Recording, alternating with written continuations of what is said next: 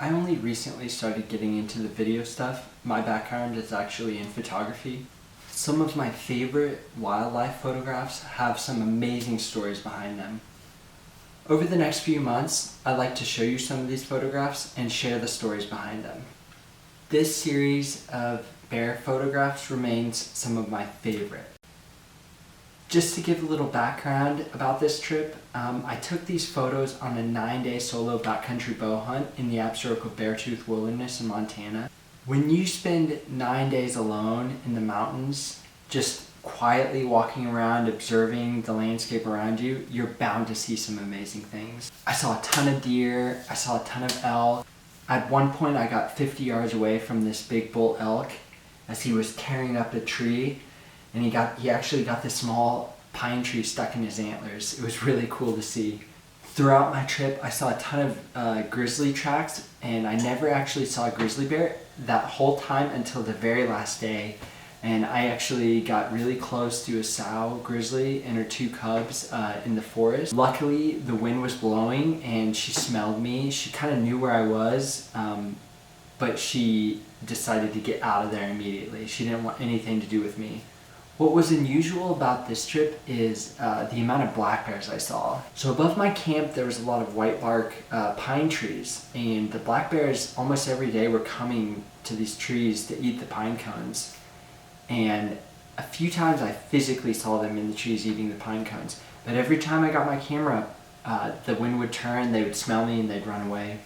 One day, however, I was coming back from a long day hunting, and I'm getting close to camp, and I suddenly hear something in the trees above me. I look up, and there's this black bear boar up in the trees eating the pine cones. And I estimate he was probably 250, 300 pounds. Not huge, but not small by any means. And about the time I saw the bear saw me. And I just had literally a split second to take that photograph you see of the bear just peering out from the trees looking at me. At the time I had my Nikon D300S and a Tamron 70 to 200 millimeter lens. So when the bear saw me, the bear immediately started climbing down, and I just started snapping some photos. Not very good photos. The bear stopped at the base of the tree, and he started snapping his jaws. And I know this is a sign of agitation. I did have my bear spray ready just in case, but when the bear stood there, he really wasn't acting aggressive. Even though he's popping his jaws, he was looking down, really shy, acting like a subordinate bear. He was treating me like the dominant bear, which was interesting because he had a lot of scars on his face, so I knew potentially he was a scrapper, right? That bear only gave me a few seconds to photograph him before he turned and ran away, and I never saw him again. The experience remains one of the most intimate and just exciting black bear encounters I've ever had. With my photography, I like to manually adjust the light settings depending on creative intentions. I'll mess around with the f-stop for the depth of field, or the shutter speed for the motion of the photo. And so throughout the day, I'm kind of adjusting those lightings and taking test shots, kind of cheating a little bit, taking test shots, just seeing if it's what I want it to be.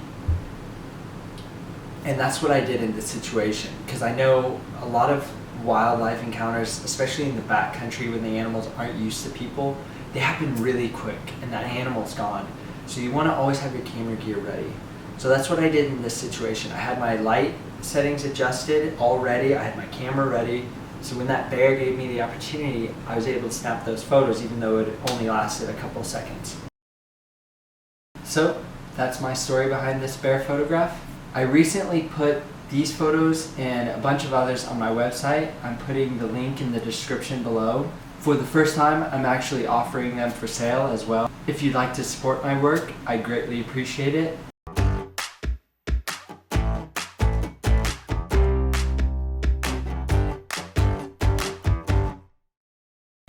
A little background story. On this hunt, one night it had snowed, and in the morning I woke up and there was light snow around me, and around my tent I could see the tracks of a small black bear circling my tent, and I didn't hear anything at night.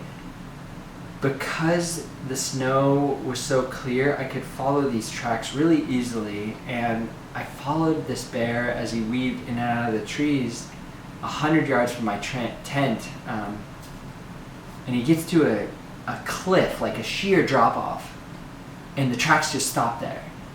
And I look down, and there's not really any way for him to down climb. I circle around, and I'm looking with my binoculars. The bear didn't fall, and there was really just no evidence of him, of where he went after that. And like I said, the snow was really clear, so I could clearly follow where he went. It's almost as if he vanished in thin air. To this day, it remains a mystery to me where the hell that bear went.